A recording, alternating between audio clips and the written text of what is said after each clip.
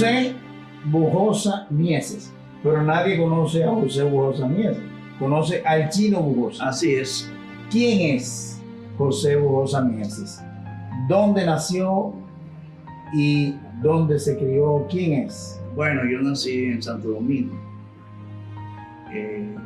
y desde muy pequeño mi padre Benjamín Bujosa Mieses, Benjamín Bujosa Fegreras y Marina Mieses de Bujosa se trasladaron a Barahona, donde mi padre era nativo de allí y tenía un comercio allí.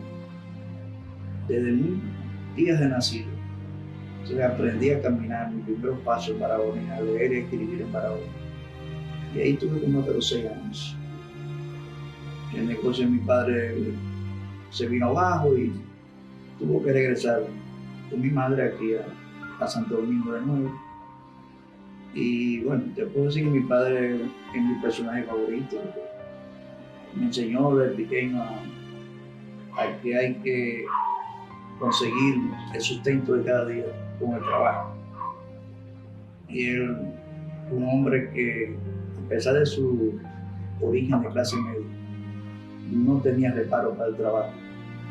Mi padre, además de comerciante próspero, que fue en una época, después de que su negocio quebró, mi padre vendía queso en un motor, vendía productos de repostería en una panadería llamada Salnelli en aquellos tiempos, vendía botellas, vendía billetes. Era un hombre que realmente, donde él creía que podía conseguir dinero honradamente, lo buscaba con una gran responsabilidad paterna con su familia. Y era un hombre muy parco, no era político, pero tampoco era indiferente a la política, ni se oponía a que sus hijos asumieran responsabilidades políticas. Mi madre sí era política, porque mi madre era hermana de Rafael Mieses Peguero, o Julio, un titán de la resistencia antitrujillista, que finalmente Trujillo lo desapareció. Se dice que fue asesinado en la cárcel de La Victoria. Y una anécdota muy triste que me contó Víctor Villegas, el poeta nacional, Premio Nacional de Literatura o de Poesía, que me contó que él coincidió con Cocuyo Mieses en la cárcel de La Victoria, allá por los años 57, 58, 57 principalmente. Y una de las tantas veces que la tiranía lo apresó, porque era un joven que sacrificó hasta su estudio básico, secundario, nada más llegó hasta el 3er año de bachillerato. Y nunca pudo trabajar. De que tuvo conciencia antitrujillista, integrándose al Partido Socialista Popular e integrándose a la Juventud Democrática, asumió con mucha pasión la lucha por la libertad, la lucha contra la tiranía y participó en varios complots hasta para matar a Trujillo. Y todos aquellos compañeros de su época que lo conocieron lo valoran como una de las principales columnas de la resistencia antitrujillista. Llegó a ocupar el cargo de secretario general del comité clandestino de la zona Interamuros. Y era un joven que tenía mucha capacidad de ocultar, de distraer al enemigo, de no pensar que él estaba realmente en una actitud de conspiración. Y ahí le viene el apodo de Cocuyo, que sabía manejar bien de noche y de día también, pero que no era muy dado a eso de la imagen pública, fotografía. Era un hombre de la clandestinidad y lo valoran realmente como un... ¿Y qué fue lo que le dijo Víctor Villegas? Que Víctor Villegas me reveló que estando él en La Victoria, coincidiendo con Cocuyo, separado en celdas distantes, Cocuyo cantaba todos los días canciones románticas, pero él también joven, muy romántico, le gustaba mucho la música, canta. Y las canciones las escuchaban ellos de las otras celdas que estaban, los demás presos políticos. Y era una manera de Cocuyo mandar un mensaje a los demás compañeros de que todavía estaba vivo. Dice que un día no se escuchó su voz, sus canciones se apagaron, y que un preso político que lo llevaban a la justicia, al llegar a la casa de guardia, vio como unos policías arrastraban un cerón ensangrentado. Y para ese compañero que vio esa escena dantesca, pensó que ahí estaba el cuerpo de Cocuyo. Y para todos ellos, cuando el testigo de ese hecho le reveló a los demás compañeros que había sido objeto de ese momento tan triste, para todos ellos, al dejar de escuchar la voz de Cocuyo, todos estuvieron de acuerdo que el que iba en ese cerón, el cadáver que iba en ese cerón, era Cocuyo mismo. Porque con Cocuyo hubo una situación de que desaparecidos, la madre, las hermanas, mi madre, tocó todas las puertas. Fueron al cine, hacer su inteligencia, procurando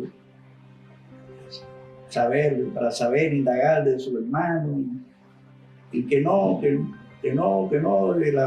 siempre le daba una negativa. Y iban a la Victoria, le decían, la gente decía, lo vieron en tal sitio, allá iban ellos. Mi madre incluso en esa búsqueda de su hermano recibió atropello en el servicio de inteligencia cuando estaba aquí en la Avenida México.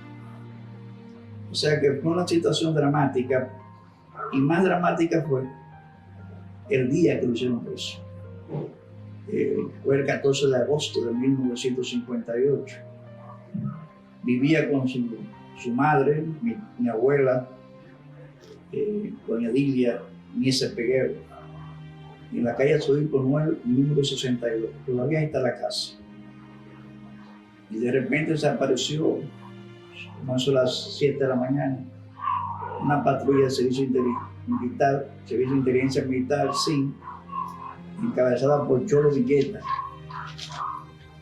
Abruptamente entraron a la residencia y se metieron por todas las habitaciones y detuvieron a Cocuyo en una de sus habitaciones, semidesnudo.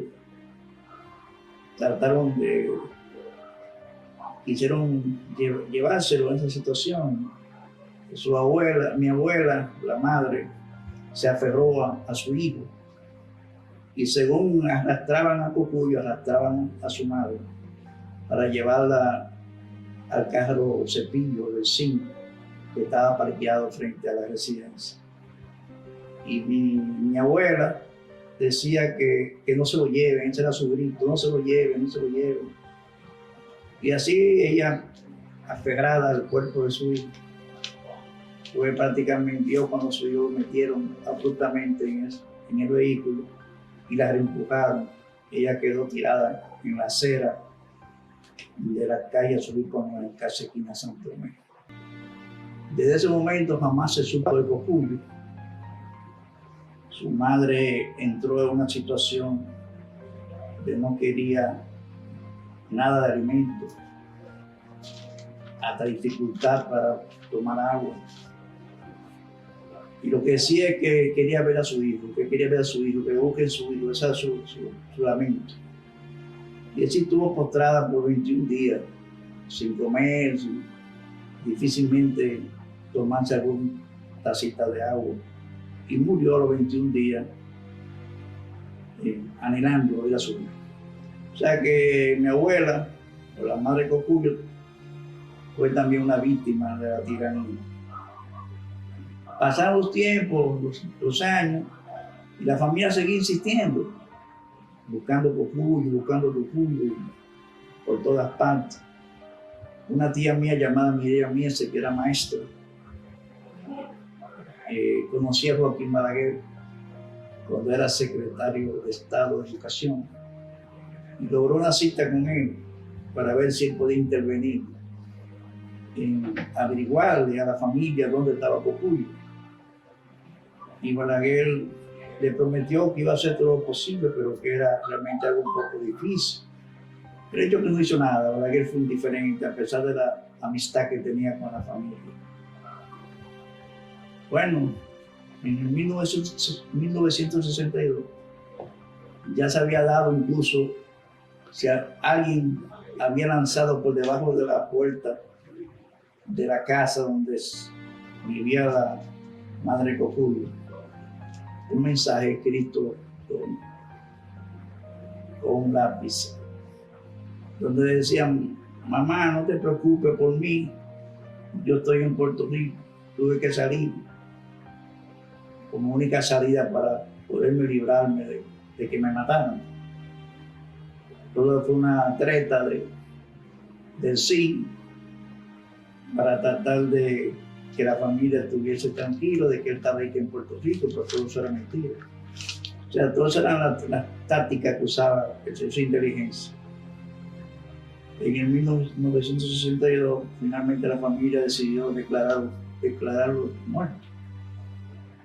Y esa fue la tragedia de Cocuyo Mieses, que, como te digo, que envuelve prácticamente a tu familia y claro, a tu madre sí, específicamente. Envuelve a mi madre y además yo, a pesar de que era un niño, y mi hermano mayor ya un poco más maduro que yo, nosotros conocimos Cocuyo y veíamos sus luchas. Él mismo nos daba libros para leer de esos libros en esos tiempos, lo que él podía conseguir, porque él formó una biblioteca itinerante.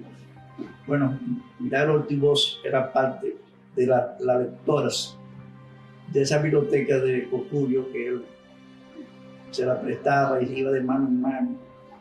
Y él tenía una gran cantidad de volúmenes, que era parte también de su trabajo político.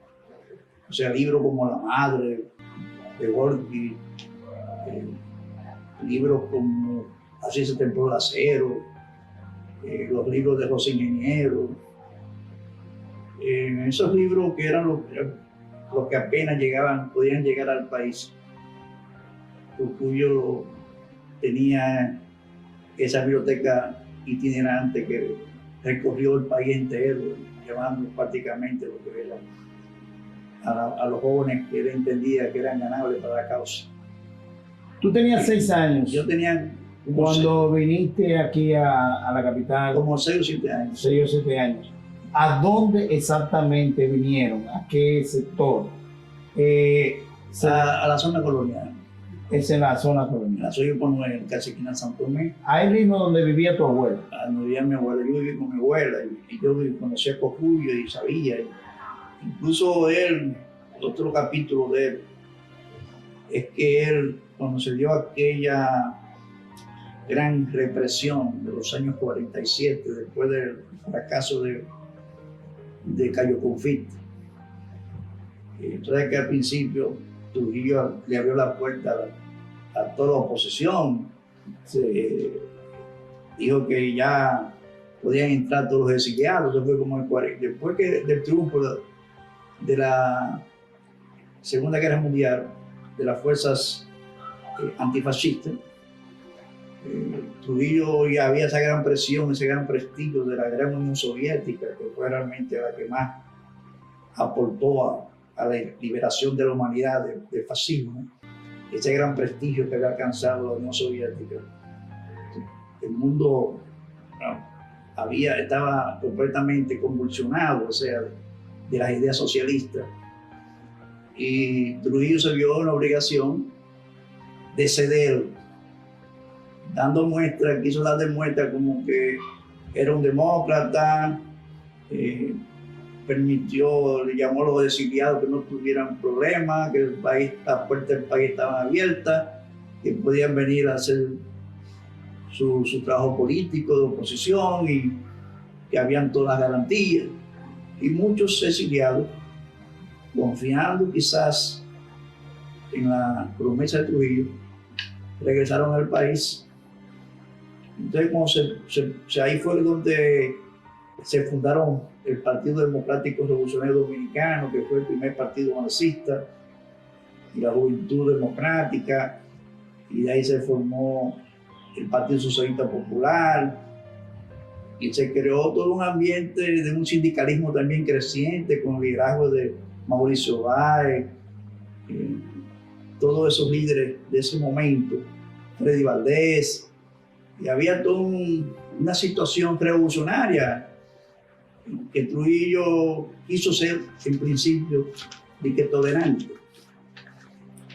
Pero cuando ya se inicia la Guerra Fría y se da entonces aquella situación de Cayo Confite, una expedición que no pudo lograr sus propósitos, Trujillo cambia su política y comienza entonces de nuevo a reprimir salvajemente a toda la resistencia, a todo lo que componía la resistencia.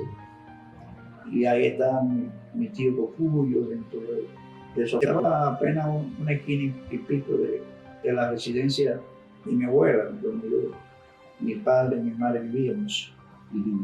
Y ahí fue que yo estudié hasta el sexto curso. Y bueno, en ese ambiente Luis Osema Pellanos. En ese ambiente de la era de Trujillo, y yo conociendo ya la situación, porque yo veía que Cocuyuelo era un hombre, un observador,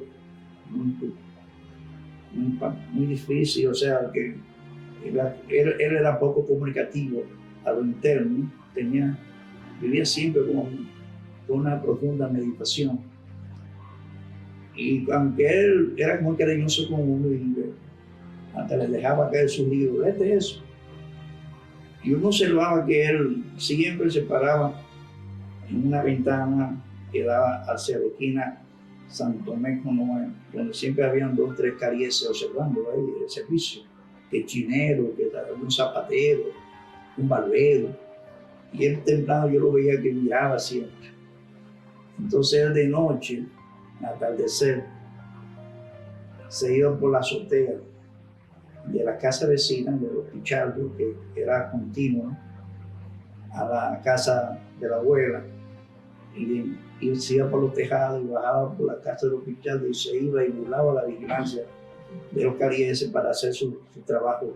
Y muchas veces los carieses creían que él estaba ahí en la casa, y estaba en San Francisco, estaba en Salcedo, estaba por la Mirabal, estaba aquí, conspirando a todo el país. Entonces yo siempre observaba él eso, y en una ocasión él fue detenido en 1955, cuando el famoso reinado de Angelita Trujillo, la Feria de la Paz y Confraternidad del Mundo Libre. Él era tan valiente y tan social, que tenía grandes núcleos juveniles que lo veían a él como un líder realmente. Y era muy social, le gustaba mucho la música, el canto, a pesar de sus convicciones ideológicas firmes contra la tiranía. En ese Golfo Florido, como lo llamaban, él se subió a una carroza de esa que iban en el desfile del reinado de Angelita. Y desde esa carroza comenzó a tirar volantes. Como tiraban los papelitos esos que tiran, ¿cómo le llaman? Los aguinaldos, Confites. Él tiraba esos volantes. Hasta que vino uno de los carieses y miró y dijo, esto es lo que está diciendo que abajo Trujillo. Y entonces comenzaron a buscar de dónde salían esos volantes, hasta que lo localizaron en la carroza y de ahí lo bajaron. El capitán Arriaga, el hermano de la policía. Y lo acabaron a palos, se llevaron al cuartel de la policía, que donde hoy está Adrián, ahí al lado del club universitario. Ahí había un destacamento de la policía en Gasco. Y ahí lo agarraron y hicieron todo tipo de tortura, le metieron la cabeza en un inodoro, le hicieron golpes por todas partes. Y prácticamente muerto, lo tiraron ahí en el parque Ranfield, que hoy es Hostos, Y la familia se entera por alguien que vio ese joven tirado ahí en el parque, y pudo identificarlo porque parece que lo conocía. Y le comunicó a la familia porque mucha gente pensaba que era un borracho que estaba ahí. Y la familia lo rescata del parque.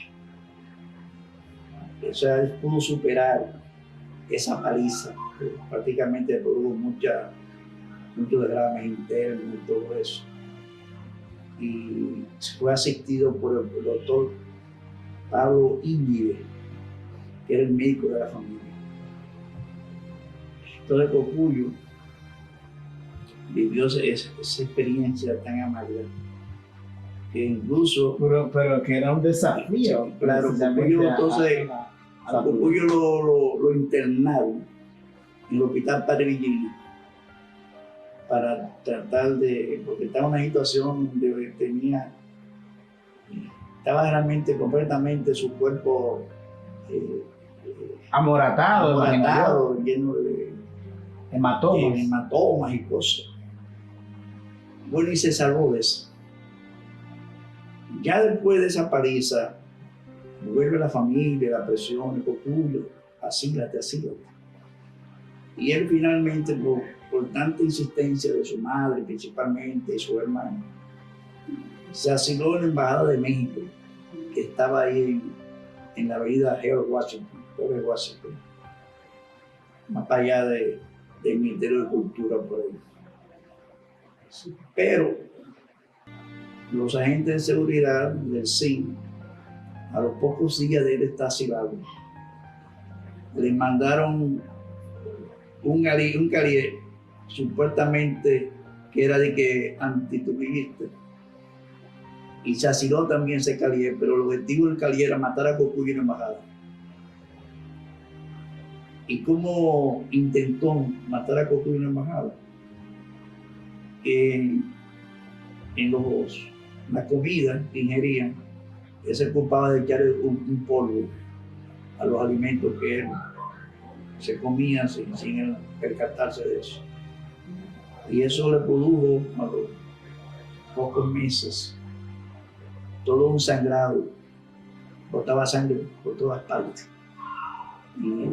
Y el embajador, ante su gravedad, le pidió a Trujillo un salvoconducto para trasladarlo a un hospital, un centro médico. Al principio hubo resistencia, pero finalmente tuvo que ceder, porque el embajador de México en ese entonces era un tipo bastante firme y de un alto concepto humano. Y se consiguió el salvoconducto y estuvo hospitalizado en el Padre Villini. Y ahí fue de nuevo el doctor Íñiguez a verlo. Y cuando el doctor Íñiguez hace el diagnóstico, se da cuenta que él había sido víctima de un veneno que tenía la facultad de producir desgarramientos en todo lo que tenía que ver con su sistema sanguíneo. Era un tóxico, era un tóxico que le produjo realmente ese tipo de derrame. Y el diagnóstico de Íñiguez fue que difícilmente se salvaba de eso. En una de sus salidas, que lo narra Íñiguez, un libro del público, de ver a Cocuyo en el Padre Villini, se encuentra con un carrito de CIN, de su inteligencia, en la esquina de Santo Tomé con Noel, y lo mandan, lo llaman, y él se detiene frente a los agentes, y le dice la gente que lo ordenó detenerse, pararse, y él estaba atendiendo a un comunista y que él podía ser apresado, o sea, acusado también de comunista por estar atendiendo, asistiendo desde el punto de vista médico a ese comunista. El doctor Íñiguez dijo, bueno, ya cuando se veía que iba a ser detenido, permíteme una llamada, y le dieron el permiso para que llamara ahí. En ese tiempo había un bar ahí en la esquina Noel, y era un teléfono de esos que había en ese tiempo. En ese tiempo no había, se pensaba en celular y nada de eso. Llamó a Fausto Camaño, que era su paciente. Y le explicó a Fausto Camaño lo que estaba pasando. Y Fausto Camaño dijo, pásame uno de los agentes. Y Fausto Camaño dijo que dejaran a ese hombre tranquilo, que ese era un hombre muy serio y era su médico de cabecera.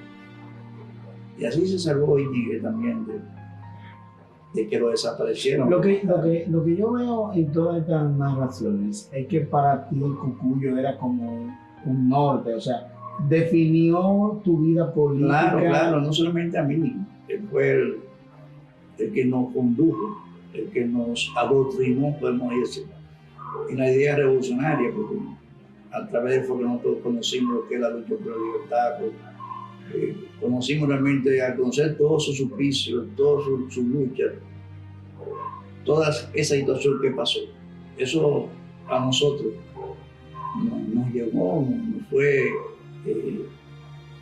afectando desde el punto de vista sentimental y desde el punto de vista ideológico, definiéndonos a favor de su causa. Y cuando finalmente él desaparece, en nosotros ese pensamiento, esa idea, toma mucho más fuerza. ¿Qué edad tú tenías? Más Porque definida. tú vas... No, yo diría que de unos 7, 8 años. Más o No, menos. pero eso es la muerte de él. En la muerte, sí. Pero ahí influye entonces en tus pensamientos. Claro que sí. Tú estás en la escuela Luis Josema Pellerano, Sí. cursas hasta el sexto curso. ¿Qué haces después? No, después de ahí entonces, cuando se da la situación de Cotuyo, la desaparición de Cotuyo, mis padres se mudan a Villajuana y ahí nos instalamos en Villajuana y observaba también que el ambiente que había en el vecindario, tenemos un vecino que era Luis Trujillo, que era uno de los Trujillos, Luis Trujillo, que era el secretario de la presidencia de Trujillo, sobrino de Trujillo. Y al ser vecino de nosotros, mi madre logró cierta comunicación con él porque él le cogió aparentemente cariño. Vecina, hagamos un cafecito, vecina. Y mi madre incluso llegó a abordarlo a él para que él pudiera también verificar dónde estaba Cucuyo. Eso fue después de su desaparición. Entonces, en todos esos acontecimientos, yo también me involucré. Como niño, me gustaban los caballos. Él tenía detrás de la casa una cuadra de caballos. Y ahí yo aprendí a ser un buen jinete, conocer los caballos. Iba a traquear los caballos por la mañana, a las 5 de la mañana, porque él me cogió también afecto. Porque ese era un Trujillo que más bien era un burócrata. No se le conoció, pues no es tan así que él murió aquí. Y nunca fue acusado de nada. O sea, fue de los Trujillos que estuvo en la tiranía, fue funcionario, pero no se le conoció realmente crímenes así, horrendos, ese tipo de cosas. Sí, todas las cosas que los Trujillos en ese ambiente de poder y cosas realizaban. Pero era un hombre muy aficionado a los caballos y cosas, y era un niño, me decía, Chinito, ven a buscarme tal caballo a tal sitio y cosas, y yo me crié también en ese ambiente. Bueno, llegó el momento que él me asimiló a su propia estructura de su caballería y me nombró portero de su caballería. Me pagaba $1 semanal, pero pesos que eran días. Claro.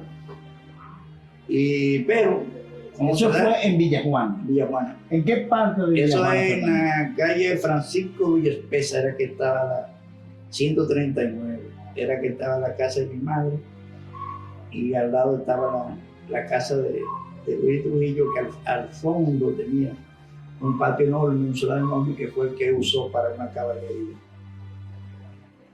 Entonces yo tuve esa parte de niñez también, pero ahí mi madre... ¿Tú no sigues estudiando? Después del sexto de bachillerato, sexto de primaria. Sí. Yo entonces... A mudarse a Villajuana. Me inscribí en la Escuela de República Dominicana. Ahí fue que yo me conocí a Jimmy Sierra, a Diego de la Cruz, todos esos compañeros. Hoy día somos grandes amigos y compartíamos realmente ese espacio de estudio en el barrio y la inquietud cultural de Jimmy Sierra, todo ese tipo de situaciones fue que nos involucramos en todos los acontecimientos de muchachos de barrio. Y bueno, esa situación se produjo y ya cuando se produce la expedición de Constanza en Manuel Terón, eso me impactó a mí. O sea, yo venía de un proceso de concientización de mi idea antitrujillista, que cuando estuve en la zona colonial, estudié en la intermedia también, cuando pasé del liceo Luis José Pellerano, aún viviendo en Villa Juana, pasé a la intermedia argentina, y ahí yo conocí a Homero Hernández, a Yuta, que éramos parte del alumnado de esa escuela. Y ahí nosotros hicimos una gran cofradía, veíamos que entre nosotros había esas ideas, y bueno, recuerdo que una noche estamos nosotros sentados en el malecón, eso fue como los años 50, después de la muerte de Cocuyo, y después de la muerte de la Mirabal, sentimos como un ruido de una avioneta. Miramos, no vemos nada, y después comienzan a caer muchos volantes. Vamos y buscamos uno de esos volantes, y era un aviso: pueblo dominicano, retírate a las montañas, que dentro de poco Santo Domingo será bombardeada. Y la bomba tenía el nombre de Cocuyo Mies, hermana Mirabal, los hermanos Patino, o sea, esos íconos de la lucha antitrujillista. Y yo recuerdo que ese día se hizo una redada terrible. El 5 comenzó a meterse por el malecón, y siendo jóvenes, a todito trataba de atraparlo, y nosotros nos escapamos, tanto Homero como Chuta, ese grupo que nos reuníamos siempre ahí a hablar contra Trujillo. Teníamos ya más o menos esa conciencia. Incluso participábamos en operativos de ensuciar las estatuas de Trujillo con esas humanas y cosas. Lo hicimos en 2 o 3 ocasiones. O sea, hacíamos ese tipo de tareas, como poner letrero también abajo Trujillo. ¿Qué edad tú tenías más o menos ahí? Bueno, ya yo, diríamos unos 11 o 12 años. Ya yo estaba en la intermedia. Unos 11 o 12 años, 13 años, por ahí. La intermedia me dijiste que se llamaba República Argentina. Vamos a suponer unos 13 o 14 años. Entonces, como te digo, ya nosotros en plena tiranía teníamos conciencia, más con yo viviendo la experiencia de mi tío.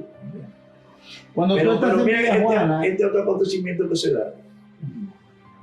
No terminamos nosotros de vivir la experiencia de Cocuyo, cuando en el 61, antes del ajusticiamiento de Trujillo, mi hermano mayor, Benjamín Bujosa, Mieses, estudiaba con Telma Fría, la profesora Telma Fría, que era una líder del exilio, y que cuando Bosch gana, regresa al país y Bosch la nombra en un cargo importante en la administración pública. Incluso ella supuestamente la llamaban la aplanadora, porque se encargaba de votar a todos los empleados públicos que eran trujillistas. O sea, cuando veían que ella llegaba a una oficina pública, llegó la aplanadora, así que decir. Y en ese instituto, Telma Fría, en pleno Trujillato, creó un círculo, una célula antitrujillista, que perseguía restablecer lo que fue la juventud democrática. Que la juventud democrática, después de aquella salvaje persecución que hubo en el 46-47, se disgregó mucho, se dispersó, y quedaban núcleos muy dispersos, entre ellos el que Cocuyo representaba. Y también después de la muerte de Cocuyo, prácticamente la Juventud Democrática era poca la estructura que le quedaba. Entonces Telma Frías formó ese círculo, esa célula en el Instituto América, se llamaba. Era un instituto de estudios comerciales. Y en esa célula estaba mi hermano Benjamín, estaba Cayetano Rodríguez, estaba un joven llamado apellido Mella. Había unos cuantos jóvenes que eran pertenecientes a esa célula. El hecho fue que de la célula, una de las células develó la existencia de ese círculo antitudillista y fue allanada el instituto, fue apresada Telma Frías y mi hermano fue apresado en su casa. Yo dormía en la misma habitación que él, en la Santo Tomé esquina 9, tercer piso, un edificio que hay ahí todavía. Y yo siento, como así en la mañana, unos gritos y veo al hermano mío que se lanza rápido de la cama, se pone unos pantalones rápido y bueno, entraron a la habitación unos agentes del CIN y frente a mí lo detuvieron y mi madre se produjo la misma escena de mi abuela con su hijo. Mi madre también se aferra a mi hermano mayor y gritándole a los agentes que no se lo llevaran. Y bueno, por encima de ella y empujándola, atropellándola, ellos se llevaron a mi hermano, hasta sin camisa y sin zapatos. Y eso yo lo viví, eso también me impactó enormemente. O sea, el hecho de la impotencia de uno no poder hacer nada por su mano. Me impactó tanto que yo era una casa de 3 pisos y del balcón del apartamento miré cuando ahí lo metí en el carrito y me hacía así.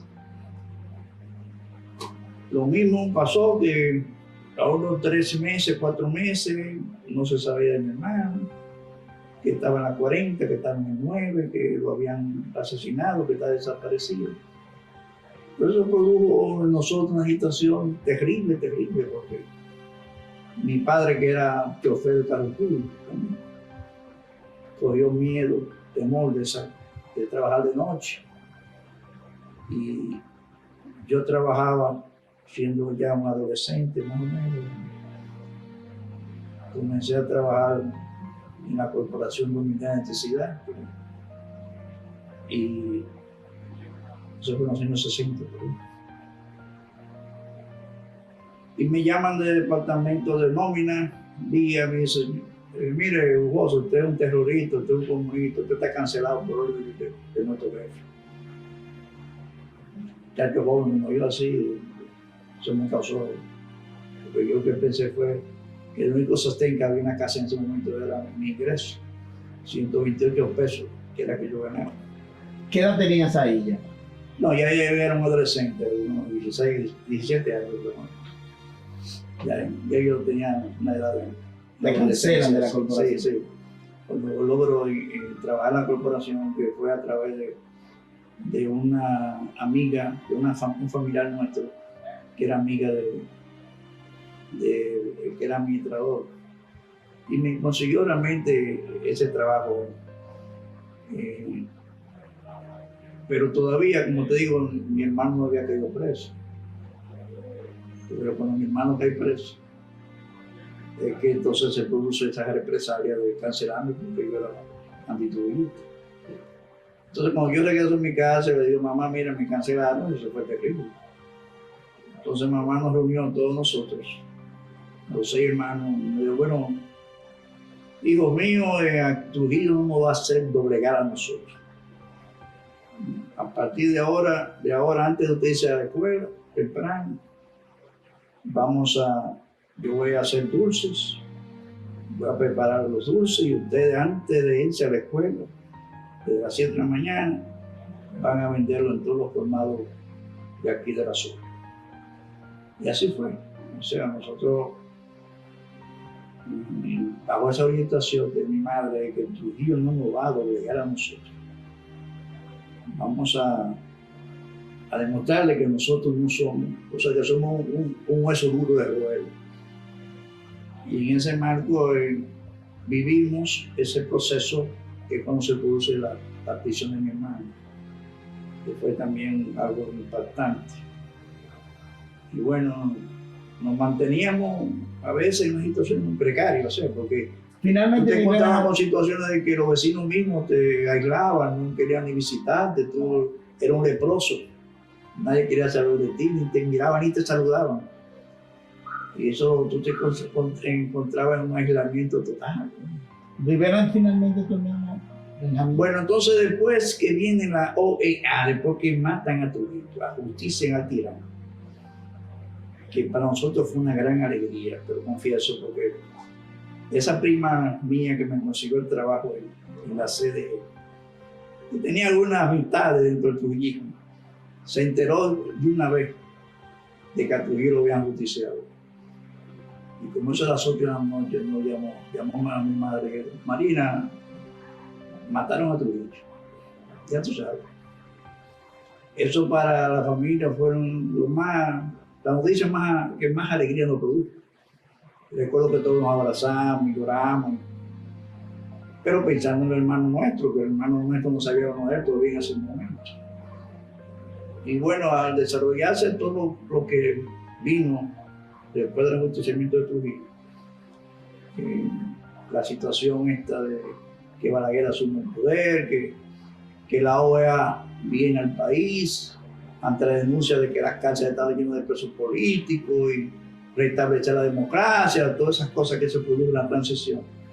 Cuando la OEA llega, encuentra a mi hermano vivo en una de las celdas de la 40. O sea, todavía estaba vivo. Pero salió de esa celda, de esa cárcel, que un niñaco, o sea, todavía con 81 años, tiene todos los problemas de salud mental, de todos los problemas emocionales, sufre de mucha depresión, tiene una situación que después que él tuvo esa experiencia donde fue muy torturado, estuvo en la silla eléctrica para aplicar el bastón eléctrico, todo eso. Él salió de ahí por los nervios realmente prácticamente descontrolado. Y en ese marco, como te digo, logramos rescatar al hermano de ese gasto. Y ahí entonces nosotros nos volcamos ya en ese proceso de inicio de rescate de la libertad, la lucha contra los remanentes del Trujillato. Yo me convierto en un activista de la cena mañana en la calle, en manifestaciones de esas juveniles que se daban en el Conde, el 14 de junio, me integro el 14 de junio, me integro uno sí, que me integro. Uno como no tenía todavía una definición tan ideológica, sino que lo que unificaba al pueblo era la lucha antitrujillista. Todos los partidos que se instalaban eran antitrujillistas, uno se inscribía en él. Pero después que se definen ya las ideologías, yo me concentro en mi 14 de junio, que fue realmente el partido siempre de mi predilección, porque mi madre logró cosechar una gran amistad con Manuel Balaguer Justo, que la quería como una madre. Mi madre llegó a ser presidenta de la rama femenina el 14 de junio. Y entonces, en ese proceso, nos convertimos realmente en militantes del 14 de junio. Y estando yo ejerciendo la dirección estudiantil en el Liceo Eugenio Mejía de Hostos, en esos días de la resistencia contra los remanentes de Trujillato, pues yo me cambié de liceo Presidente Trujillo cuando comencé a estudiar bachillerato, porque conseguí el trabajo de la Corporación de Electricidad, entonces tuve que estudiar de noche y traer mi matrícula al Liceo Nocturno Eugenio Mejía de Hostos. Y de ahí, después de la muerte de Trujillo, como yo era de los jóvenes que me atrevía a hablar contra la tiranía en la misma situación del régimen, en el ambiente del trujillismo, logré ganarme algunos compañeros en eso, que aunque me decían, cállate, que te vas a matar, Iván. Y yo, a pesar de eso, con toda la situación que ya yo tenía en mi conciencia, todo ese proceso que yo vivía, no le temía realmente a expresarme así entre compañeros que yo tenía confianza de mis ideas. Y entonces, estando en el liceo, en el segundo curso de bachillerato, vamos, 2 o 3 compañeros de eso me dicen: Chino, te hemos escogido a ti para que tumbe el busto de Trujillo que está aquí en la entrada del liceo. Porque ese día comenzaron los estudiantes de la universidad a tumbar los bustos, los retratos de Trujillo, todas esas manifestaciones que se dieron en todo el país contra todo lo que eran los símbolos de Trujillo. Yo te confieso que cuando los muchachos me plantearon eso, yo lo que pensé en mi madre, los sufrimientos, las cosas, y que, o sea, te confieso que hasta las piernas me temblaron. Pero bueno, como yo era que vivía estimulando a los compañeros a que asumieran una postura antitrujillista, no tuve otro remedio que decir que está bien. Y entonces, cuando se dio el recreo, yo fui de los que conjuntamente los otros compañeros tumbamos el busto de Trujillo que estaba ahí en la entrada del liceo, de 1:30 de agosto, y cuando eso cayó, es un escándalo. Entonces los estudiantes salieron de las aulas huyendo, se concentraron en el lobby, vieron todo eso, muchos salieron huyendo, llenos de miedo, porque sabían lo que venía, porque todavía estaban los calientes en la calle haciendo de las suyas. Entonces ahí cogimos una soga, lo amarramos por el cuello y lo arrastramos por toda la calle esa del liceo, que es lo que llaman Juan Isidro Pérez, la calle que eso es aquí en San Antonio. Donde está la ruina esa de la Paloma, dicen, la ruina de San Francisco. Al lado, ahí estaba el liceo argentino. Bueno, yo te digo que ahí yo me gradué. Ya me gradué en cuanto a desafiar abiertamente el régimen. Y ahí, con el surgimiento de las asociaciones estudiantiles, sé que la Asociación Nacional de Estudiantes Secundarios, la ANES, me cogen unos muchachos a mí como el líder del liceo. Ahí se funda la Unión de Estudiantes Revolucionarios, me cogen los muchachos a mí como líder de la Unión de Estudiantes Revolucionarios. Y me comencé a mi carrera de líder estudiantil. Carrera que la ejercí en un principio en el Liceo Juan Pablo Duarte, en los primeros pocos días, porque tuve que cambiar mi matrícula.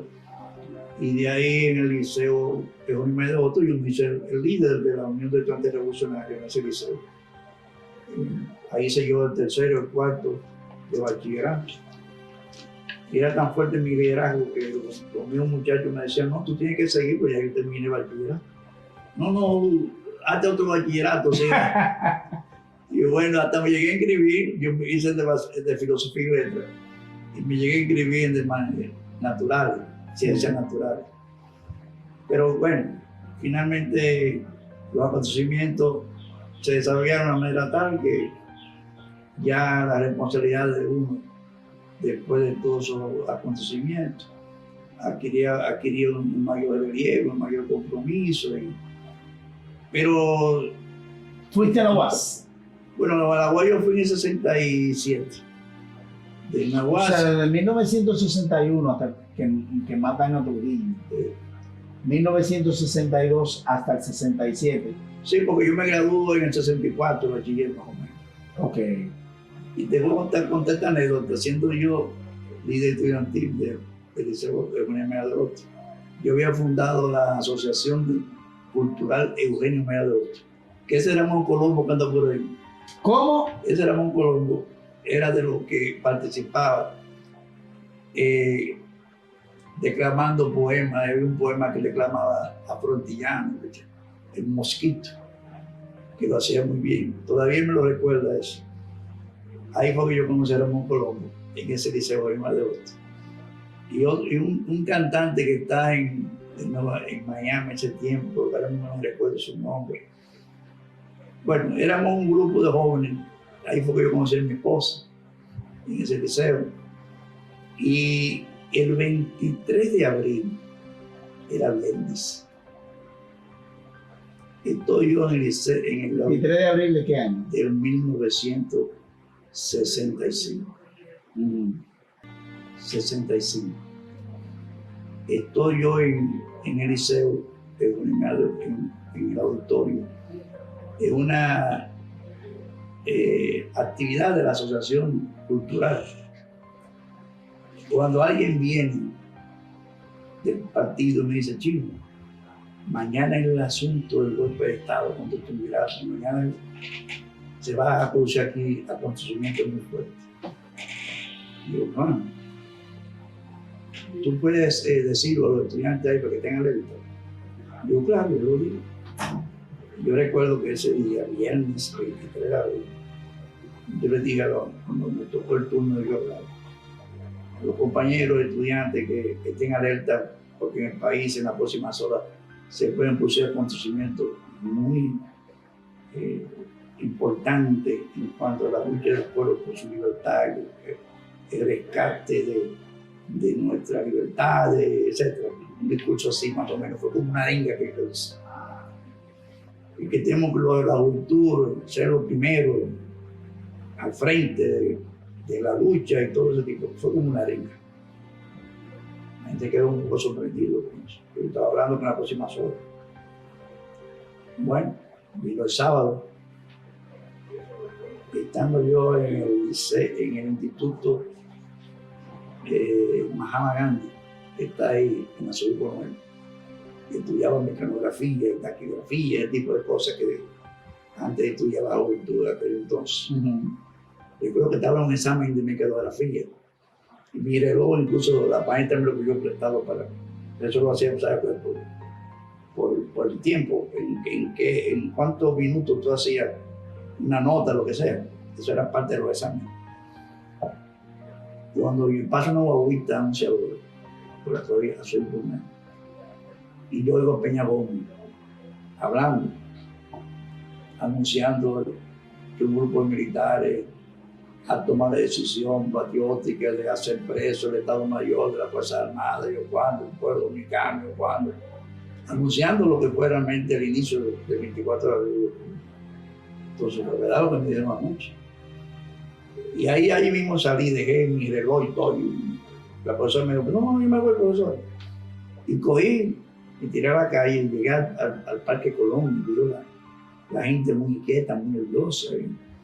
Un ambiente de la gente esperando que se produjeran grandes acontecimientos. Entonces, ya en la tarde, el 24 de abril, es que comienzan las grandes manifestaciones, las grandes marchas. En el Conde comienzan las protestas, se entra a Prensa Libre, el periódico de Bolilla y Bar, y se hacen unas cuantas manifestaciones así espontáneas, de pequeños grupos al principio. Bueno, no sé exactamente si fue mi 24 de abril, pero el primer muerto que yo vi en la Revolución de Abril fue ahí, fue en el Parque Independencia, que alguien, un civil, le dio una estocada a un oficial, a un policía, en el Parque Independencia, eso lo digo. Y eso fue de las pequeñas cosas que ocurrieron en ese momento, después de que Peña Gómez produjo su discurso. Estamos hablando de 2:30, 3 de la tarde, 4 de la tarde. Yo me voy y me tiro, entonces llamo a mi partido, al 14 de junio. Entonces, ante la situación dada, yo desinformado que estaba pensando el partido de la situación. Ya el partido inclusive había sido advertido de que había una conspiración contra el triunvirato y que tenían que estar alerta porque podía pasar en cualquier momento, se diera el golpe de Estado. Pero el 14 de julio todavía tenía en su mente lo que fue el crimen de la Manacla, y tenía un estado de animadversión contra todo lo que era militar, guardia. Y al enterarse el partido que en la Comuna había militares, muchos de los compañeros del partido pensaron como que eso podía ser una trampa. Y que ya habíamos pasado por la experiencia de la Manacra y lo que fue la insurrección de abril, la insurrección de Manolo. Eso podía ser otra trampa que debemos tener mucho cuidado, ser un pacto con eso. Entonces el partido cuando se va, el estallido de abril, no tiene una decisión sobre ese acontecimiento en ese momento determinado. Y es cuando yo lo llamo y le pregunto al compañero que era el inmediato mío, ¿qué íbamos a hacer? Porque el pueblo está en la calle. El partido bajo la línea que todos nos mantengamos en nuestras casas, que dentro de poco tiempo vamos a bajar las orientaciones debidas sobre el acontecimiento. Pero imagínate, el pueblo tirado a la calle, uno que esperando que el partido. Yo decidí cortar toda la orientación del partido y me lancé a la calle. Fui de lo que participé en todas esas manifestaciones, el 24. Yo creo que fue no el 24, sino el 25 de abril que se quemó, que se asaltó Prensa Libre. Y tú sabes que el 24 de abril, en la tardecita, después que se habían dado una serie de manifestaciones, no tan contundentes, pero había mucha expresión ya del pueblo repudiando el triunvirato y condenando a Don Henrique. Entonces, cuando se produce el discurso de Don Henrique Cabral, fue como eso a las 6:30, 7 de la noche. La gente se recoge en la casa, porque fue amenazante. Y la gente comenzó a recogerse. Estábamos en la calle, nos recogimos en nuestros hogares. Y a las 5 de la mañana del día 25,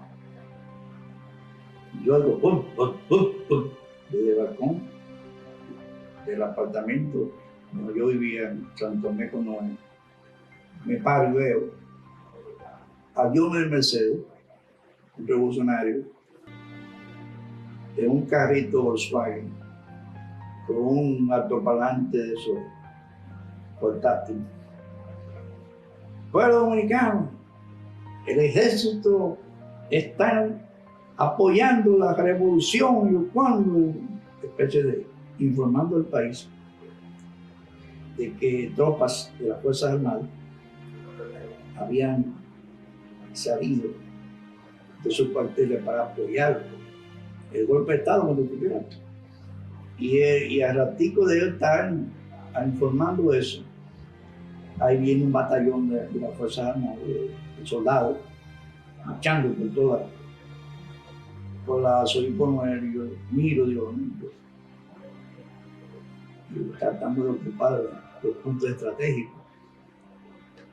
Y yo, la situación está cogiendo un matiz, o sea, la respuesta de las Fuerzas Armadas no ha sido lo que algunos J4 querían. No, ni ha sido tampoco obedeciendo, tratando de dejarse chantajear del discurso de Don Henrique, sino que los militares asumen una posición de vanguardia en el sentido de desafiar al gobierno de Don Henrique. Y entonces, recuerdo que ahí estaba un compañero nuestro del partido, Amán Moisés, que durmió esa noche en mi casa. Y como mi papá era el chofer de carro público, él tenía en casa unas cuantas gomas viejas de esas, desechables de esas, ya estaban listas. Y recuerdo que entre él y yo bajamos toda esa goma y le pegamos fuego a una ahí en la Santo Tomé con Noel, otra en la Noel con Sánchez, así como en 3 o 4 esquinas le pegamos fuego a las gomas y comenzamos. Esa fue mi primera acción ya de integración abierta, o sea, ya concreta. Y las horas pasan y comienza la gente de nuevo a manifestarse. Y yo recuerdo que además de esas manifestaciones que se dieron así, no tan contundentes, pero sí presencia importante de grupos, la esquina y cosas, y la protesta. Yo fui enrolándome en todo eso, hasta llegué por allá, por Liceo Duarte. el antiguo Liceo Presidente Trujillo. Y ahí yo, con un grupo de compañeros, Henry Segarra, el mismo Mauri Germán, un grupo de compañeros que éramos dirigentes estudiantiles, nos concentramos en esos primeros días en el liceo, porque teníamos una gran base social en toda esa área adyacente al liceo, porque nosotros, la Unión de Estudiantes Revolucionarios, cada vez que la policía iba a desalojar a todos aquellos que ocuparon esos solares, cuando la Padre Castellano era todo una gran carretera de caliche, y ahí no había nada, muchos infelices comenzaron a tomar toda esa tierra. Y nosotros, cuando la policía iba a desalojarlo, nosotros salíamos en defensa de esos pobladores que cada vez que la policía amenazaba con desalojar, iban a nosotros a pedirnos su apoyo. Y ahí se daban grandes batallas nosotros con la policía. Entonces teníamos una base social, esa población por ahí. Y entendíamos que ese era un lugar estratégico para nosotros concentrarnos en todo ese proceso de la lucha que estaba presente ya. Y jugamos un papel determinante en ese cuando circulábamos en diversas áreas barriales. Recuerdo que Moisés Blanco y yo llegamos, nos metimos por allá por la Padre Castellano, llegamos hasta por allá, por lo que hoy es el Gualey, esos sitios por ahí. Y eso era una multitud de gente tirada a la calle en turbas. Y nosotros nos metimos en esas turbas. La misma turba nos arrastraba prácticamente. Entonces yo recuerdo que en un momento me dice Moisés: Chino, súbete allá arriba de un recipiente eso de basura, un compactador de basura, y orienta a esta gente, porque la gente estaba como los conos, no sabía nada, estaba desorientado. Y yo me subo en ese, ¿cómo se llama eso? Funcionar ahora mismo de basura, en un compactador. Ese compactador de basura. Y comienzo a orientar, tratar de orientar a las multitudes. Nadie me escuchaba. Yo no estoy hablando a nadie, porque la gente... Y ahí yo comprendí lo que decía Marcín, pues la masa no tiene cabeza. La masa no se debe orientar de nadie. Eso es así. Lo más destructor es una masa, porque no tiene quien la dirige. Y entonces toda esa gente con pico, con pacto, con piedra, con palo, arrasando por todos. Eso era como una oleada de gente. Y uno metido en la multitud y así, bueno. Así se pasó todo ese día 25, 26. Entonces cuando aparecen ya el gobierno, las fuerzas contrainsurgentes, se instala el gobierno de Barrera, San Isidro, se organizan las fuerzas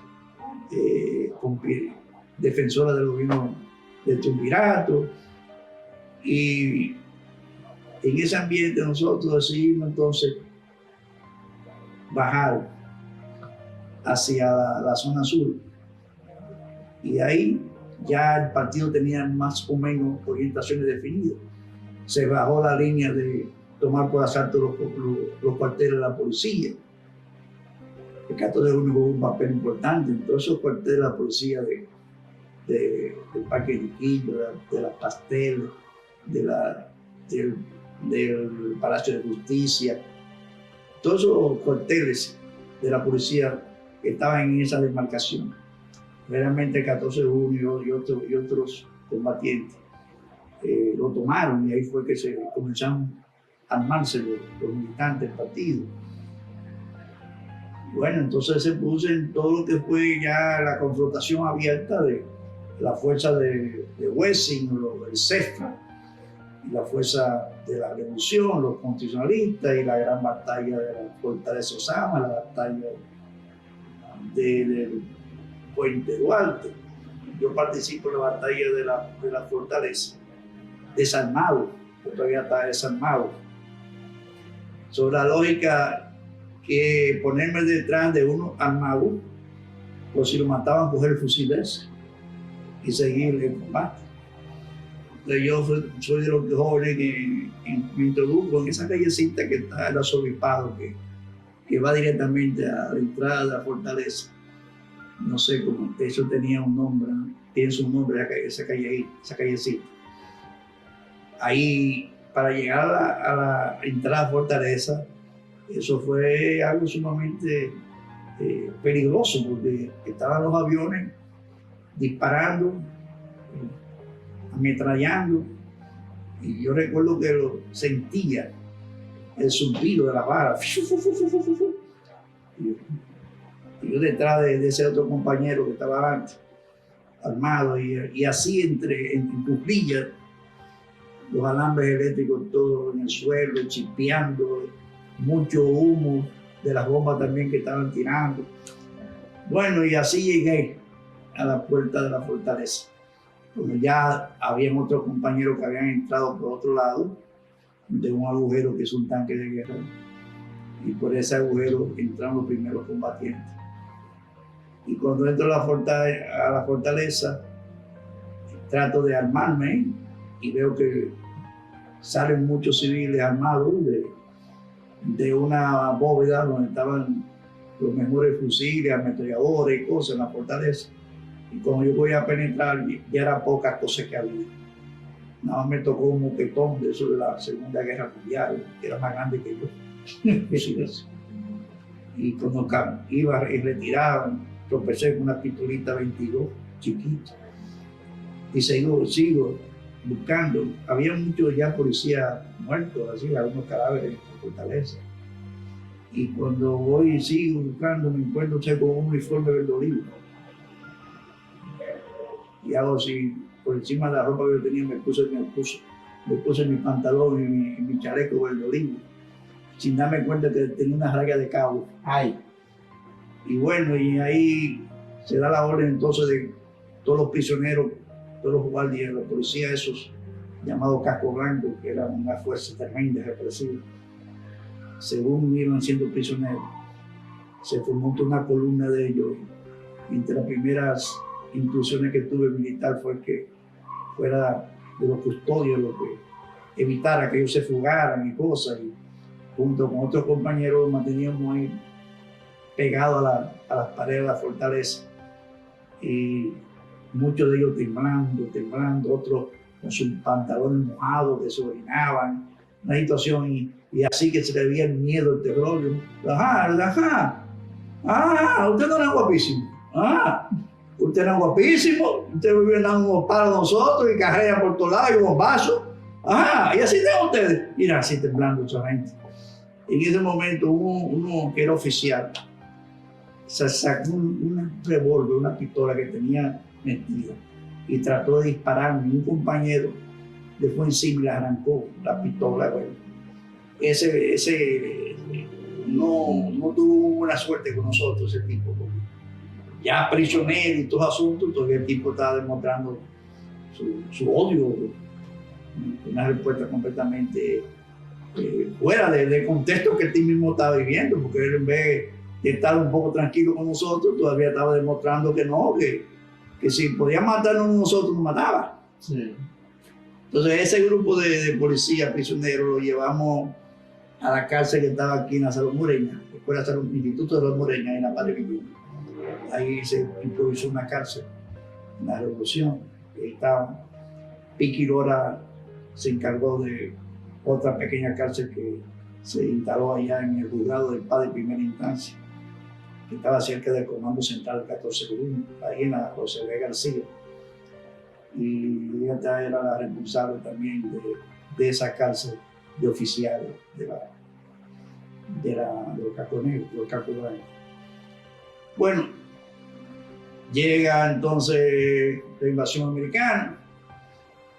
Yo estoy en una de las azoteas de una de las casas que está frente al 14 de junio, Comando Central. Estamos un grupo de compañeros ahí. Vimos los aviones Hércules que mandaban mensajes por altoparlantes. Por los dominicanos que hemos venido a salvar vidas. Pero cuando nosotros no queremos como conflicto, hemos venido a eso, a salvar vidas y cuándo y qué. Esos mensajes que vinieron los americanos que supuestamente habían venido aquí a rescatar a toda su gente y a salvar vidas la vida de ellos. Y todo fue realmente todo un engaño y uno se cansaba y le tiraba tiros ahí, ametrallaba esos aviones porque eran un poquito bajitos, pero uno nunca le daba esos aviones, ¿no? Entonces se cansaba de tirar y que va y entonces, ¿cuándo te va a caer uno? Y bueno, en eso, el 14 de julio entonces nos ordenan integrarme a las aduanas en un comando que se creó, el Murillo, se llamó así, que lo dirigía el comandante Pichimello. Y de ahí éramos todos cuatro, el 14 de un comando, el 14 de lunes. Y ahí estaba Piti Bormón, dirigente estudiantil, Guaró Viña, que también es dirigente estudiantil, yo era dirigente estudiantil. Bueno, había unos cuantos compañeros, que había un compañero también llamado Frente, el que tenía un programa entre amigos con Colombo. ¿Cómo va a ser? Alfredo Freite. Alfredo Freite, sí, que era un fotógrafo en esa época. Y él estaba junto con nosotros en ese comando. Bueno, había un grupo ahí con el comandante Pichi. Y ahí nos concentramos, ya de manera más organizada. Recuerdo que yo con mi moquetón, el día que me trasladaron para la aduana, Juan Miguel nomás me vio con ese moquetón, me dijo, Chino, ¿qué tú con ese moquetón? Eso no sirve para nada ya, mira, eso fue la Segunda Guerra Mundial, toma. Y me lanzó un fusil semiautomático español, pero cuando yo me lo enganché ahí, eso fue de dos patitas y cosas. Eso me tumbó, eso pesaba como 500 libras, yo no me alfeñique. Sí. Pero bueno, imagínate, el cambio era muy grande, de un boquetón a un fusil automático. Eso. Y con ese fusil yo hacía servicio allá en las aduanas. Me confieso que la primera noche que tuve de servicio fue bastante una experiencia muy asustadiza, podemos decir. Porque sí, uno en esa soledad, en ese puerto Osama, 3, 4 de madrugada, cuando todavía había un policía que habían cruzado el río, pero algunos estaban por ahí escondidos también. No se cuidaba de que apareciera un policía de eso y matar a uno, disparar o quitar la vida a uno. Entonces uno vivía, yo recuerdo que vivía uno todas las noches, hasta una hoja seca que se movía. Una situación de tensión por completa. Yo recuerdo que esas noches largas, interminables, en esa vigilancia nocturna, que yo experimenté, yo que quería ser siempre militar, pero esto no es fácil, decía yo, hay que tener mucha vocación para eso. ¿Qué pasa después de la intervención norteamericana? Bueno, entonces sucede que el 28 de abril se da la intervención americana. Yo te dije a ti que los aviones Hércules volando en los cielos de Ciudad Nueva, en toda la capital, anunciando al pueblo dominicano que habían venido a salvar vidas y todo ese tipo de cosas. Y comienza entonces la avanzada de ellos. Se concentraron en Jaina, se concentraron en Sanssouci, se concentraron aquí en el embajador, era prácticamente donde estaban todos los oficiales, soldados mayores, ahí todo el asunto.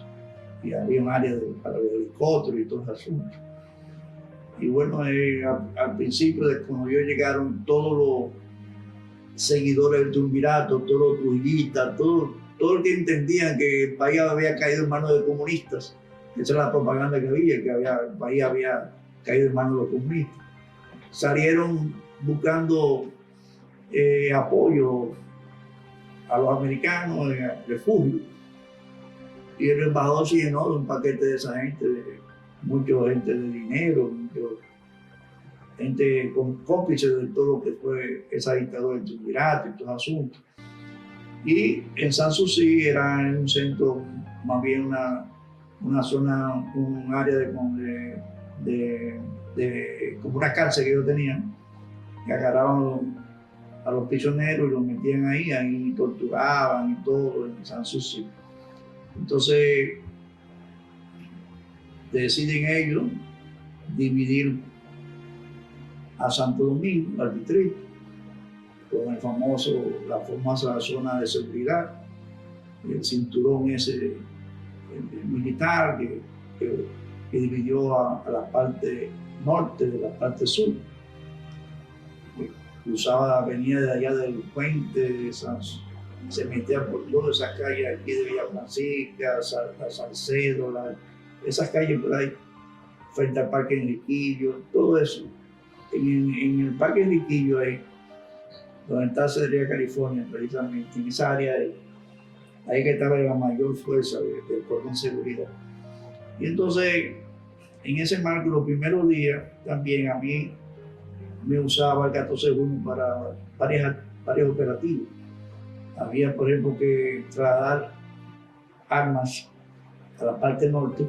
Los compañeros que estaban en los comandos de la parte norte, se necesitaban más fusiles, ametralladoras y recuerdo que un carrito que había, Volkswagen, que era de la campaña del Buró de Propaganda del partido,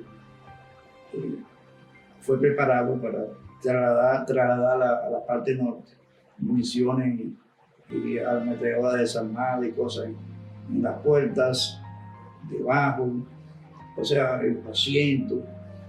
Y entonces el periódico también del 1J4 que comenzó a circular. Y recuerdo que a mí, a un señor que era un viejo militante, 14-1, le decían Blanco, que era el chofer, nos ordenaron pasar por el cinturón de seguridad en 2 ocasiones para llevar a los compañeros a la parte norte, los comandos a la parte norte. Todo eso, esas municiones, los periódicos, las armas.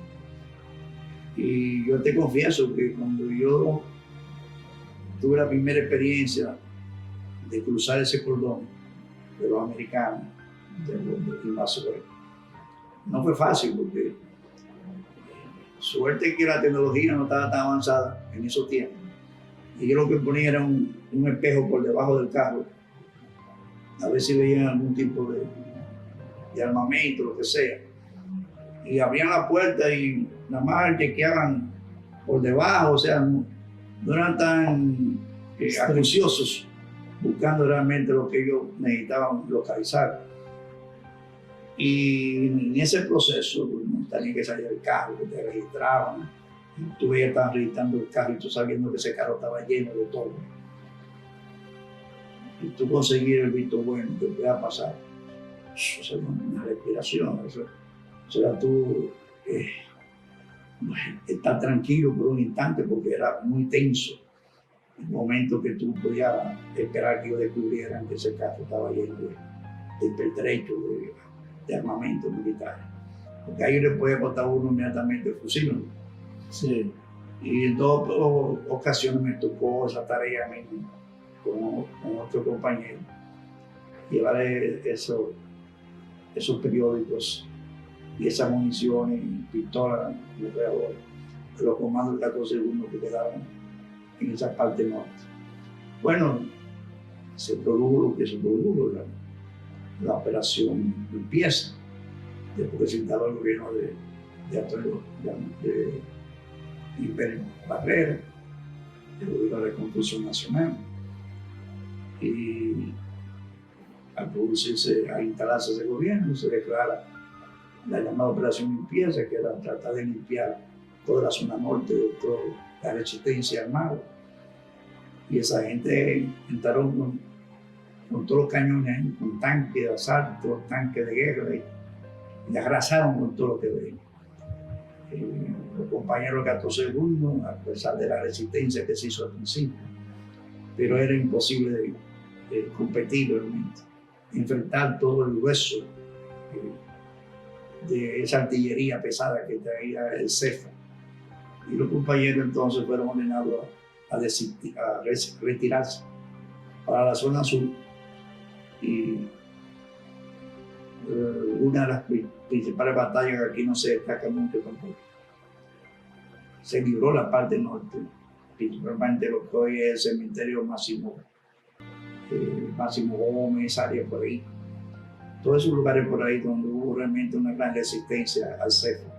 Muchos compañeros perdieron la vida defendiendo lo que ellos creían, la Constitución, la libertad, enfrentando a todos esos grupos fascistoides del CEFA. Fueron muchos los combatientes que murieron en esa zona. Creo que en uno de esos cementerios hay hasta una fosa común, donde están los restos de muchos de esos compañeros que perdieron la vida de manera gallarda, enfrentando a las tropas del CEFA. Logran ellos el dominio en la parte norte y nos concentramos todos los constitucionalistas en la parte sur. La zona intramuro, que nos llamamos los americanos, la zona rebelde también le llamamos. Y ahí se desarrolla ya la actividad política, militar, entra el proceso de la tregua, que la tregua produjo grandes problemas en lo que era la parte constitucionalista, porque la tregua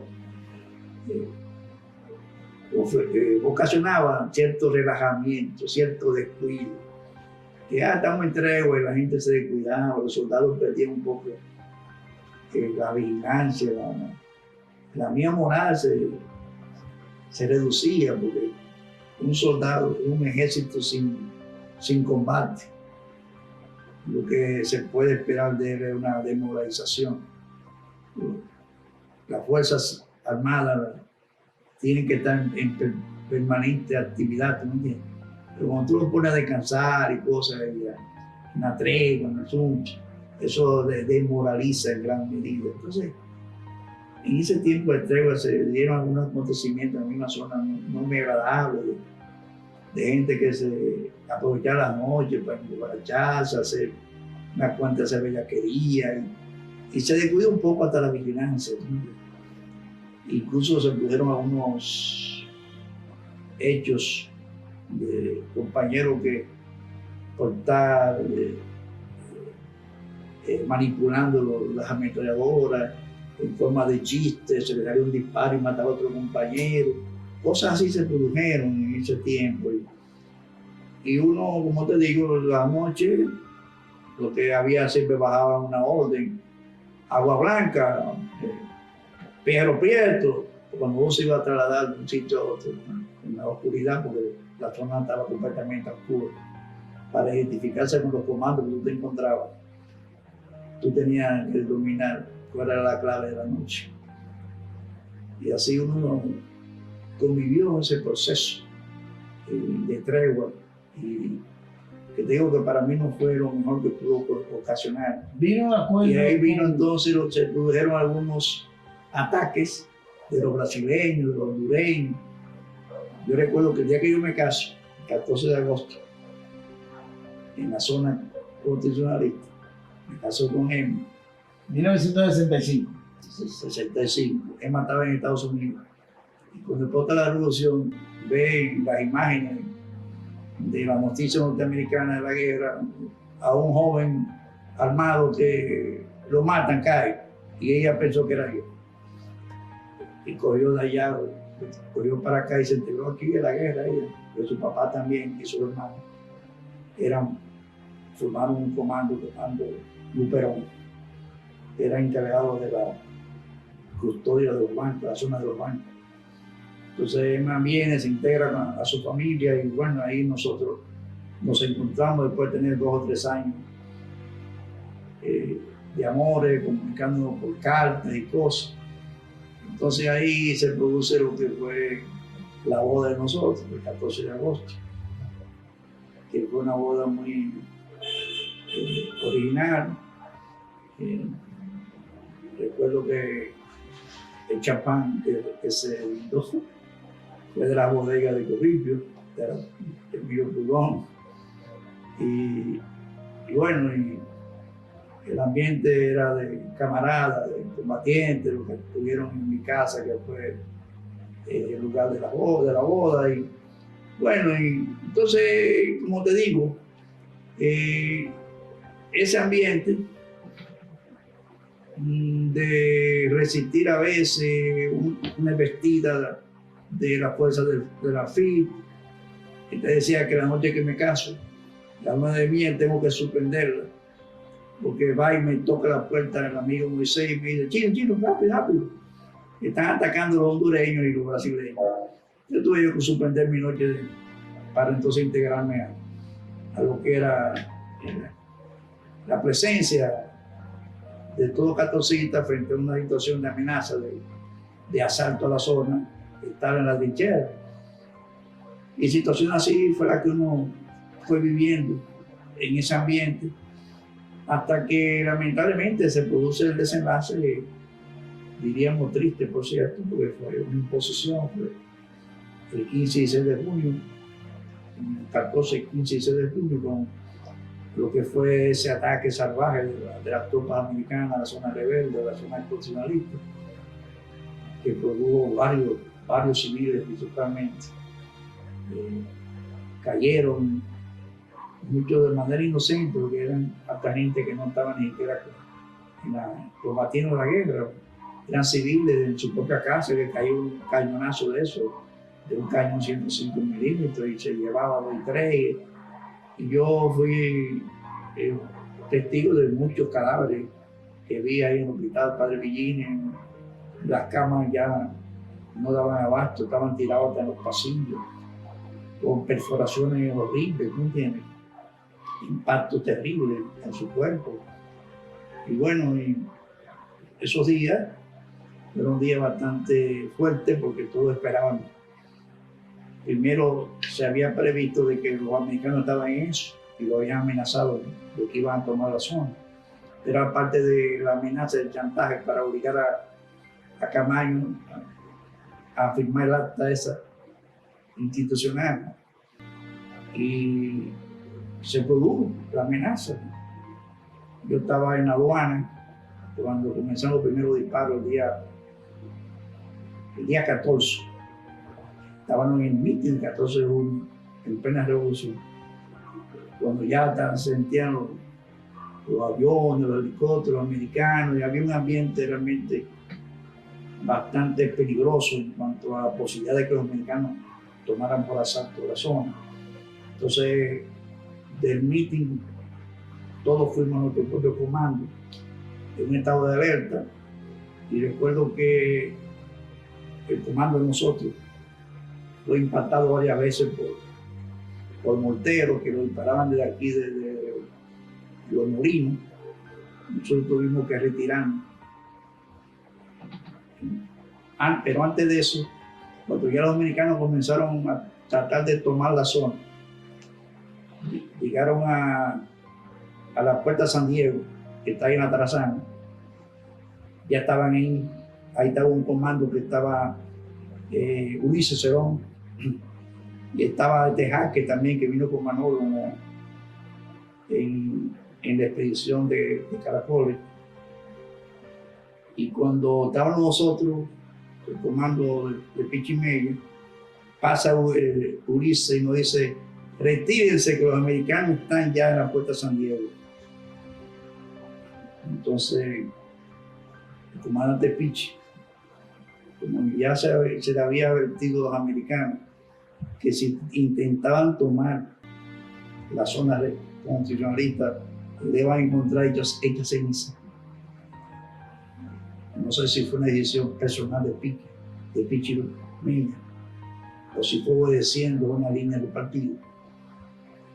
Él nos reunió, los compañeros, le dijo: vamos, Chino, Pandón, unos 3, 4 compañeros del comando, acompáñenme.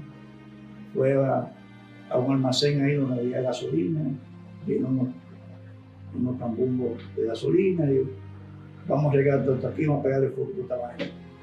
Los americanos van a encontrar el techo ceniza. Y así sí, regamos la gasolina en una de las naves principales que estaba frente a, bueno, donde se parqué, donde ancla ahí el ferry, Esa nave que está ahí, esa fue de la que se quemó.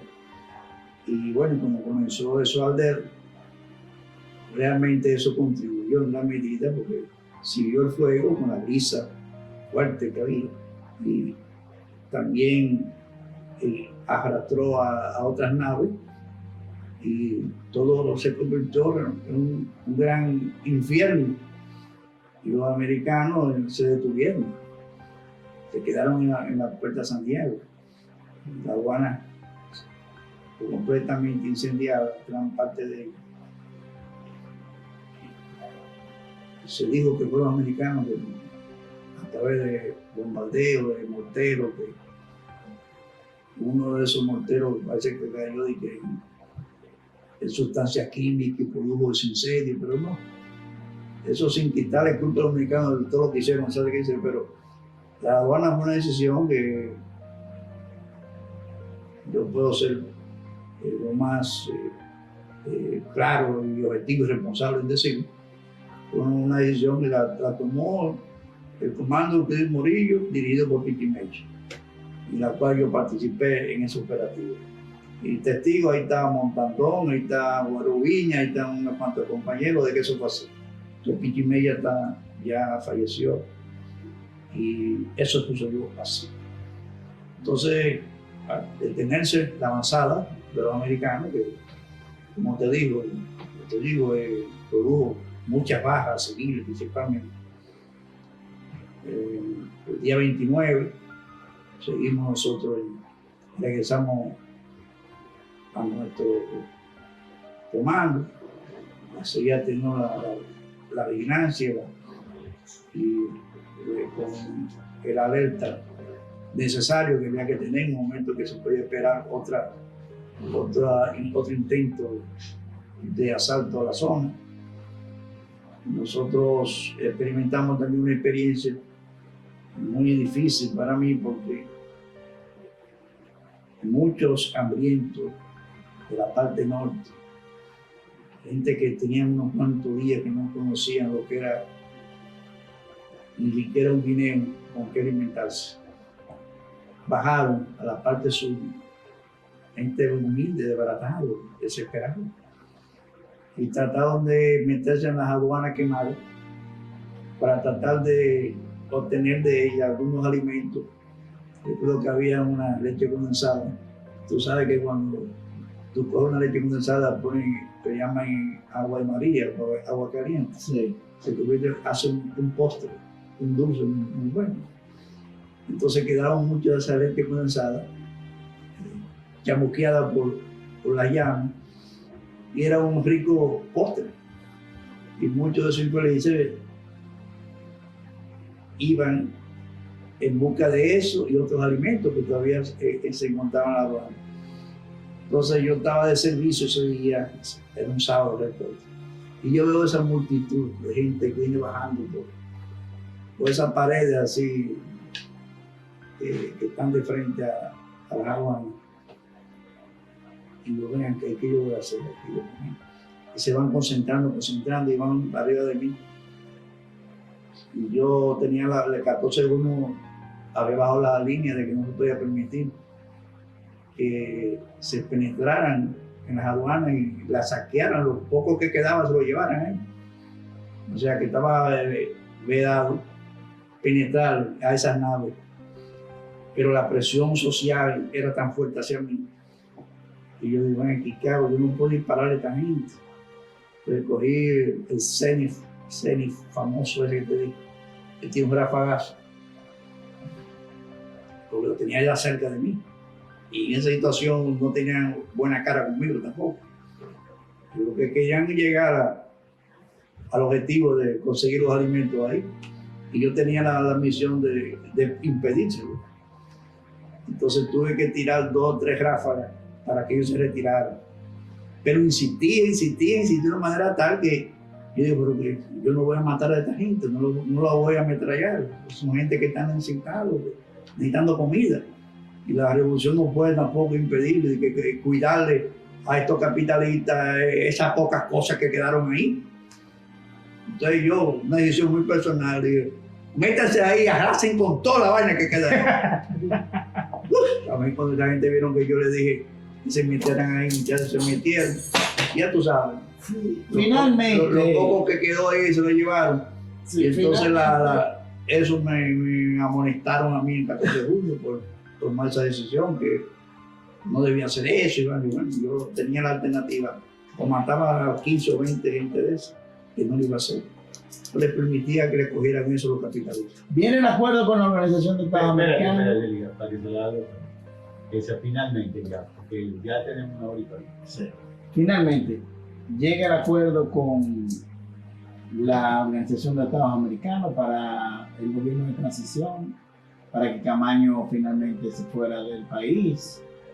Tengo entendido que eso, Sí, eso fue parte de los acuerdos, sacar a los líderes militares, Camaño, Wessing, sacarlo fuera del país a cargo de supuestamente diplomático. Era una deportación. Sí.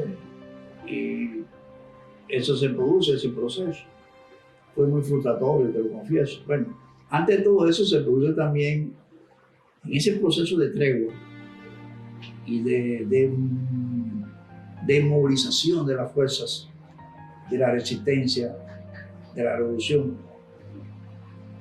El 14 de junio también se crea la idea de vamos a salir de esta zona porque la revolución no puede quedarse aquí en esta zona, cercado por la fuerza de ocupación yanqui. Vamos a tratar de extender la revolución hacia el interior, hacia la provincia, y cómo se da entonces el famoso operativo de tomar por asalto la fortaleza de San Francisco de Macorís, que el 14 escoge de sus principales cuadros militares y lo envía a ese operativo. Entre ellos estaba mi hermana sagrada, fue de las personas, de las mujeres, conjuntamente con la Cristina Díaz, conjuntamente con otra compañera ahora mismo, que no recuerdo, que fueron encargadas de trasladar muchos de sus compañeros y armas a San Francisco de Macorís, previo al levantamiento que se iba a hacer al asalto. Lamentablemente, ese intento por extender la guerra a las provincias se frustró, no se logró el asalto a la fortaleza por indiscreción, dicen, de alguien que iba a participar y borracho de un bar de eso, digo, mañana aquí va a haber candela y cosas, y eso puso chivo a alguien que estaba ahí, lo chivatearon, pusieron en alerta al ejército, y lo que hubo el día que se intentó el asalto fue una gran redada. Cayeron muchos compañeros y algunos de los prisioneros, fueron fusilados, la mía fortaleza. Muchos de ellos fueron fusilados y sus cadáveres fueron tirados en la entrada del cementerio, y ahí tuvieron esos cadáveres hechos una montaña. Y la hermana mía y Cristinita Díaz, que estaban en San Francisco en ese tipo de logística,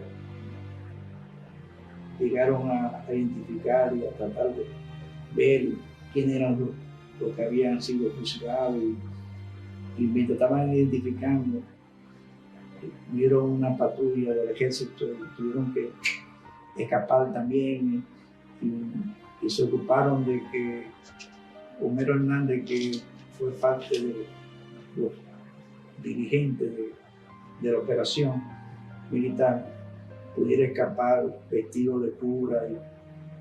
Y ellos les sirvieron en gran medida, les salvaron la vida a muchos compañeros, tratando de que no cayeran en la garra del señor jefe de la policía en ese entonces, creo que era apellido Chavají, no recuerdo ahora mismo el nombre de él.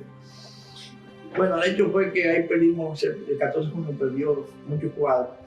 El MPD también perdió a otros, porque fue un operativo del 14 de junio del MPD. Y bueno, fue realmente una gran frustración.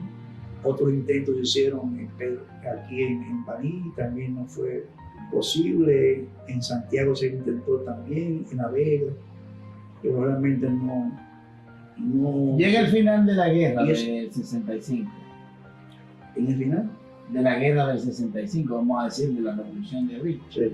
Se va Camaño, o sea, ¿cómo ocurre este final? Bueno, se produce lo que fue primero el acta de conciliación nacional y segundo el acta institucional, donde había un armisticio, un desarme al total a la población y muchos catorcistas se resistían a entregar sus fusiles a ametralladoras y muchos de esos fusiles ametralladoras fueron enterrados y ocultos en aljibes, en varios lugares que me imagino que todavía en la zona constitucionalista todavía puede haber un patio de esos, unos fusiles enterrados de eso. Pero los principales arsenales fueron develados por traidores, gente que se pasó, eran de la misma fila de 14 de junio. Informaron a la policía de dónde estaban los principales lugares donde se concentraba gran parte de los armamentos utilizados por los constitucionalistas. Este desarme se hizo por Se hizo por parte de la FIP principalmente, la Fuerza Interamericana de Paz. Se hicieron muchísimos allanamientos donde se presumía. Yo ahí en el apartamento que vivía en San Domingo, tenía arriba, ¿cómo le llaman aquí?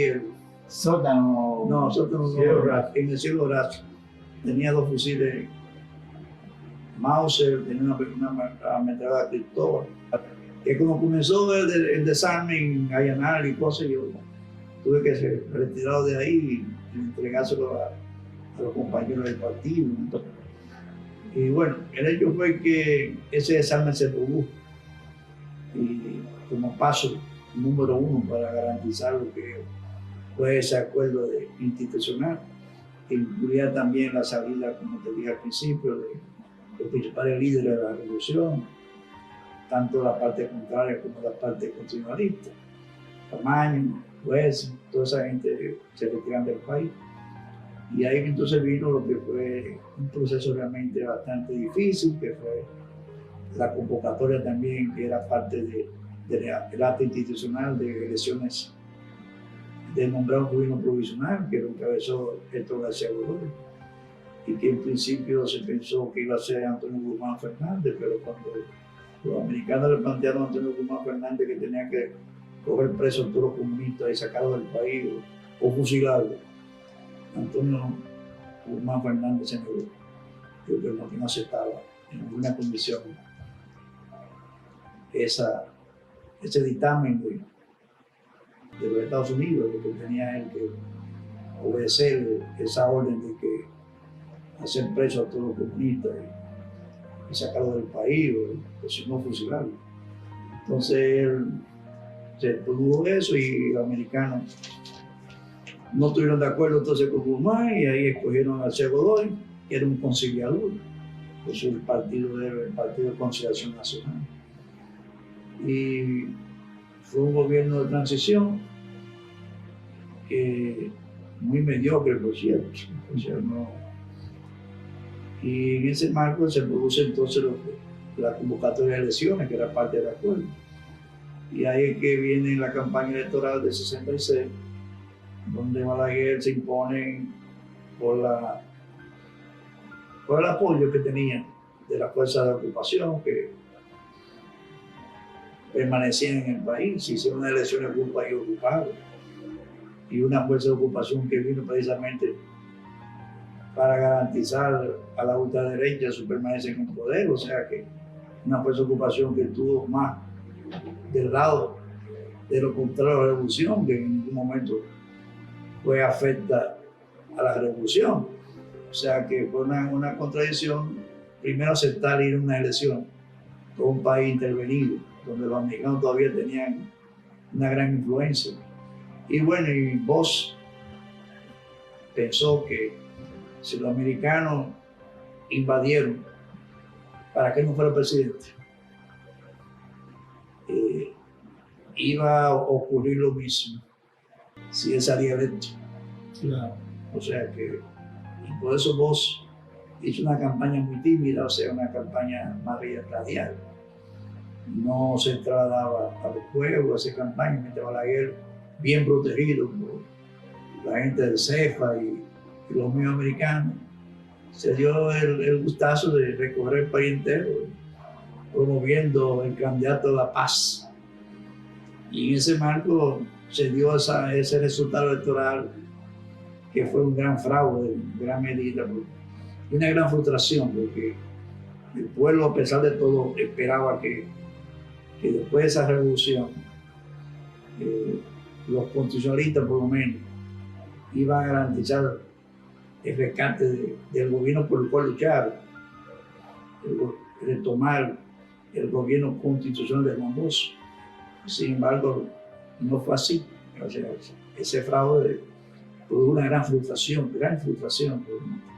Y ahí que vino, después de ese fraude, cantidad de dominicanos, que los medios americanos se encargaron de facilitar el visa. Y se fueron miles de dominicanos al exilio, el exilio espontáneo, por la facilidad que la embajada le dio a muchos de esos combatientes.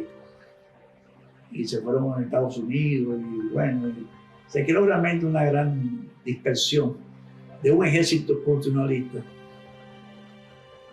que era la garantía, que era medida de continuar una lucha efectiva, permanente.